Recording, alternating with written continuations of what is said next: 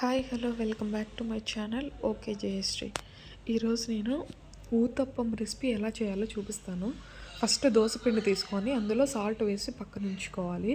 ఇప్పుడు మనం దోశలోకి స్టఫ్ అనమాట ఆనియన్స్ అండ్ తురుముకున్న క్యారెట్, ఇవి రెండు ఆ దోశ టేస్ట్ అనేది చాలా అంటే చాలా బాగుంటుంది. ఫస్ట్ స్టవ్ ఆన్ చేసుకొని ప్యాన్ పెట్టుకొని ప్యాన్ బాగా హీట్ అయిన తర్వాత ఇందాక మనం సాల్ట్ వేసి పెట్టుకున్నాం కదా దోశ పిండి, సో అదైతే 3 గంటలు అయితే వేసుకోవాలి. నార్మల్ దోశలాగా కాకుండా కొంచెం మందంగా అయితే వేసుకోవాలి. సో ఊతప్పంకి పల్చగా ఉంటే బాగోదు, అండ్ పిండి కన్సిస్టెన్సీ కూడా కొంచెం థిక్గానే ఉండాలి. ఇలా దోశ వేసుకున్న తర్వాత జస్ట్ అలా ఒకసారి తిప్పేసి ఇప్పుడు అందులో మనం ఇందాక తురుముకున్నాం కదా క్యారెట్, సో క్యారెట్, ఆనియన్, ఒకవేళ మీకు నచ్చితే కనుక జీలకర్ర అండ్ పచ్చిమిర్చి కూడా వేసుకోవచ్చు. నేను ఇక్కడ వేయట్లేదు. ఆనియన్స్, క్యారెట్ కొంచెం ఫ్రై అయిన తర్వాత ఆయిల్ అయితే వేసుకోవాలి. ఇందులోకి చట్నీ అయితే అసలు అవసరం లేదు, ఎందుకంటే కారం ఎక్కువ తినే వాళ్ళైతే దోశ మీదే కారం ఎక్కువ వేసేసుకోవచ్చు. సో చట్నీతో పని ఉండదు. ఇక్కడ నేను క్యారెట్, ఆనియన్స్ అండ్ కరివేపాకు అయితే వేస్తున్నాను. టేస్ట్ అయితే చాలా బాగుంటుంది. కొంచెం దోశ కాలిన తర్వాత కారం అయితే వేసుకోవాలి.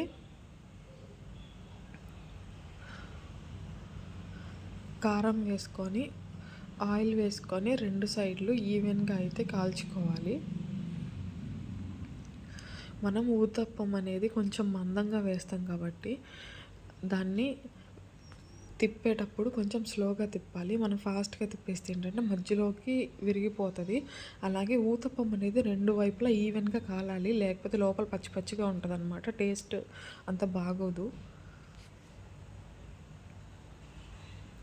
మనము ఫస్ట్ దోశ వేసేటప్పుడు ఆనియన్తో ప్యాన్ని రుద్దడం కానీ లేకపోతే వాటర్ చల్లుకోవడం కానీ చేస్తే మనకి దోశలు అనేది ప్యాన్కి స్టిక్ అవ్వకుండా నీట్గా వస్తాయి అన్నమాట.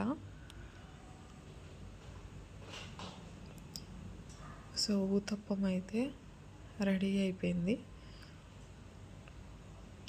చెప్పాను కదా ఇందాక, టర్న్ చేసుకునేటప్పుడు మాత్రం చాలా స్లోగా టర్న్ చేసుకోవాలి. ఇప్పుడు సేమ్ మళ్ళీ ప్రాసెస్ అనమాట. ఇందాకట్లాగే ప్యాన్ మీద కొంచెం వాటర్ వేసేసుకొని ఒక 3 స్పూన్స్ పిండి వేసుకొని జస్ట్ అలా తిప్పేసి ఇందాక మనం వేసుకున్నట్టే ఆనియన్స్, క్యారెట్ అలాగే కారం వేసుకోవాలి. రెగ్యులర్గా తినే దోశల్లా కాకుండా కొంచెం వెరైటీగా కొంచెం డిఫరెంట్గా తినాలనుకున్నప్పుడు ఇలాంటి ఊతప్పం ట్రై చేస్తే టేస్ట్ అనేది చాలా బాగుంటుంది. అండ్ పిల్లవాళ్ళు అలాగే పెద్దవాళ్ళు కూడా చాలా ఇష్టంగా తింటారు.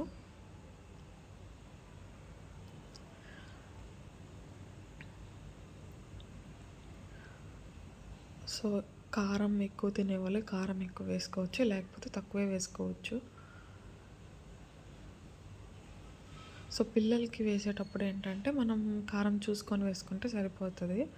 సో చట్నీతో పని ఉండదు అనమాట కారం వేసుకుంటే.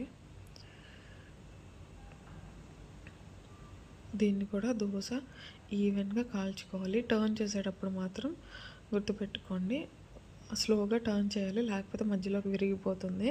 అలాగే 2 వైపులా కూడా ఈవెన్గా కాల్చుకోవాలి, లేకపోతే పచ్చి పచ్చిగా ఉండిపోతుంది లోపల.